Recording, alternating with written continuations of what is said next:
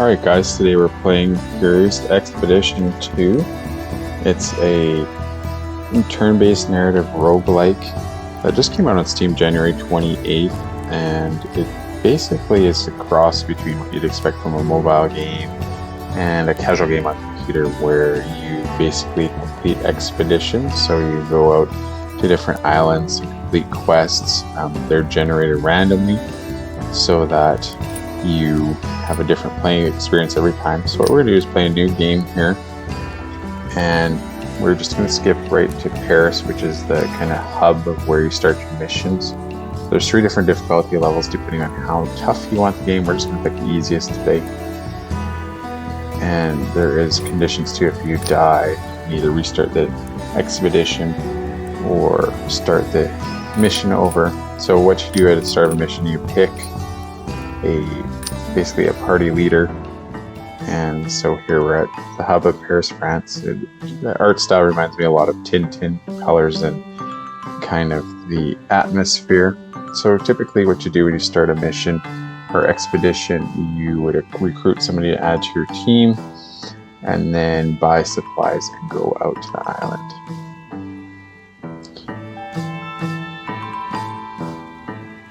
So we're just going to skip hiring today because I guess that's what I did. In the days leading up to the expedition, rumors had been circulating about new islands that had been found similar to one Malin had stumbled upon. So the premise here is there's islands to explore, but they're disappearing. So every time you visit an island, it disappears after you leave. So you can pick your expedition based on the difficulty. If you look over on the right hand side, this one here has got 2 skulls. This one here has only got 1. So you get different rewards, different budgets for equipment as well. So each mission you have a sponsor, which what they do is give you certain tasks to complete. So this one here is Thomas Edison. So usually it's science-based tasks. This is my last night in Paris, and I decided to celebrate over drinks. As I sipped my drink that evening, I was approached by Sacagawea, a famous guide and explorer. Starstruck, I chatted with the celebrity about the inconsequential things for a while before she introduced the topic of the disappearing islands. I smiled and deflected, pretending I knew nothing. Sacagawea pressed harder, but I would not reveal Malin's secrets to a complete stranger. Eventually, she grew impatient in the face of my invasions and bid me goodnight, striding off with an air of irritation. Eccentric lady, if I say so myself.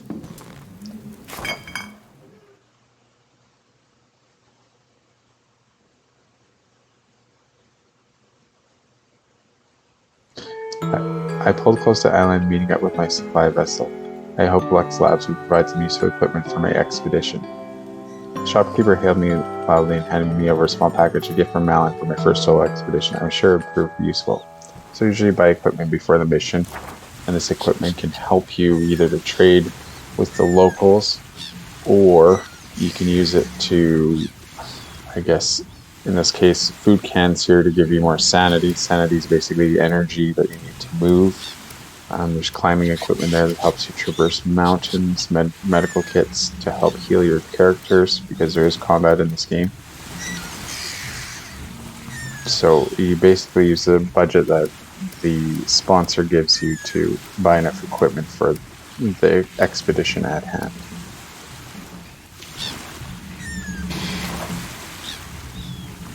My equipment chosen, I considered if there's anything yet more to be done before I landed on the island. So here we go.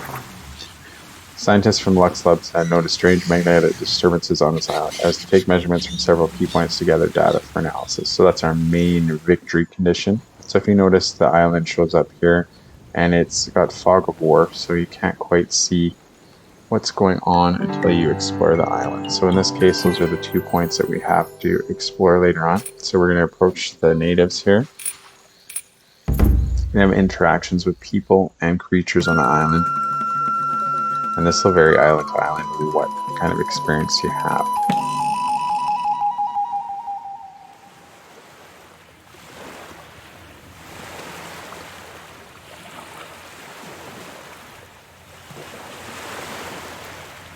So, and these actions will have consequences in terms of relations with the people on the island, which can unlock other dialogue options or other events. So typically you try and take actions that will have a positive outcome on your relationships with these people. So we're going to give a gift here to them, and that'll give us +3 to our relations with them. I know previous maps I've played, usually 3 is the magic number where you get other events, so it's smart here to do this early in case we end up at the village. We might get something extra out of it. So our standing there is at +3.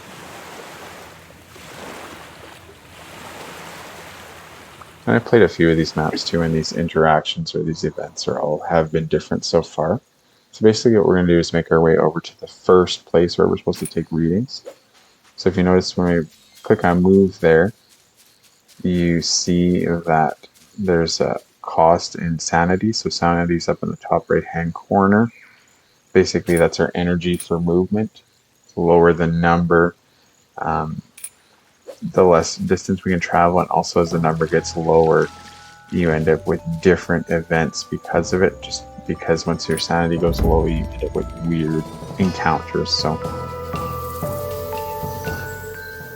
we did our record readings here at the first site, and now we can move on to the second one, which isn't too far.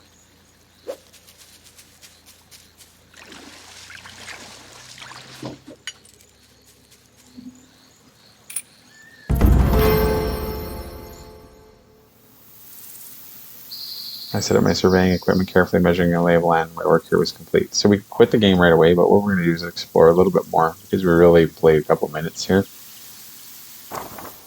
And we'll see what else we can find. So you can see a guy wandering around down there. So move over this way.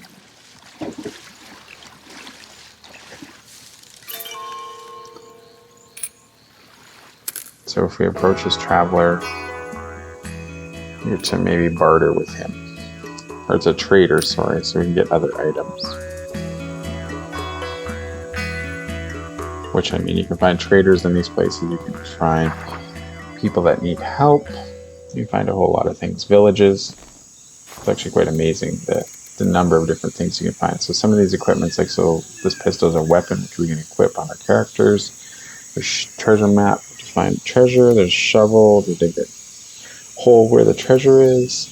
And there's other items there too that give different bonuses.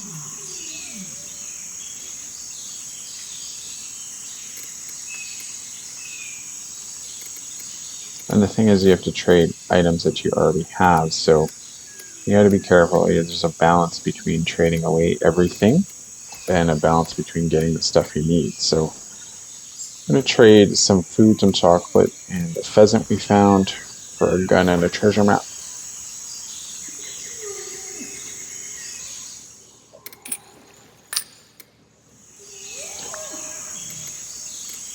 Alright, so we're going to equip this weapon just in case we end up in combat. And then we'll keep on moving here.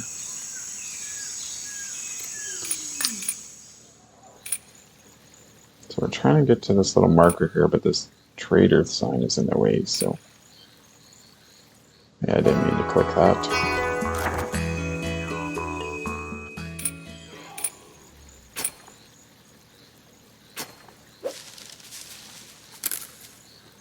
Alright, so our sanity is getting low, and like I said, once the sanity gets too low, you end up in weird encounters or problems.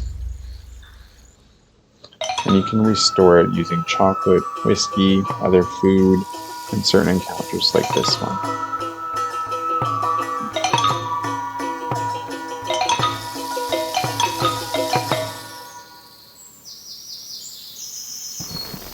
So we're going to give him a large donation because it gives us more sanity back so we can move a little bit further. And you notice the red arrow there gives you an indication that it's a more effective trade than the other stuff we're carrying. So it gives us plus 25 sanity. That'll give us a little more movement distance. And I think what we're going to head on to is this other question mark because we don't know what exactly is there. So these are question marks are usually points of interest, and you won't discover what it is until you get there. Alright, so we found a treasure map, which we don't have a shovel, and our sanity is getting low, so we probably won't take advantage of it this time.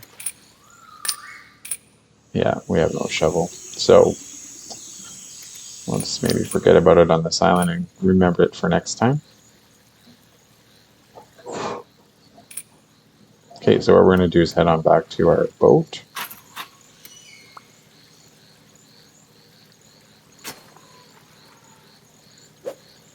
And leave this island. So this has been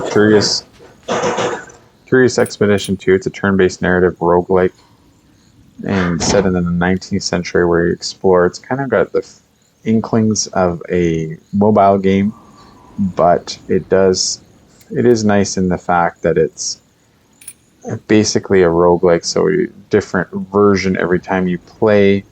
You can sit down like we played here in less than about 10 minutes or so, which is quite quick. The fastest mission I played yet. But it's a great way to get some entertainment in an episodic nature where you're doing one expedition at a time. And this is available on Steam. It just came out January 28th, and the price on it right now is only $22.79 Canadian, so just under $20 US. And it's, I think, good value for the money. It's actually a pretty good game. I've had quite a bit of fun playing it. It's not hard. If you're looking for something easy, kind of an escape from the everyday and something that's not too challenging. Obviously, it's a casual style game. So if you play this game, leave a comment in the comment section below. I'd love to hear from you and your experiences with the game. And otherwise, we're going to finish this mission here and call it a day for today. So thank you for watching today. We will catch you in the next video. So thank you for watching today. We will catch you in the next video.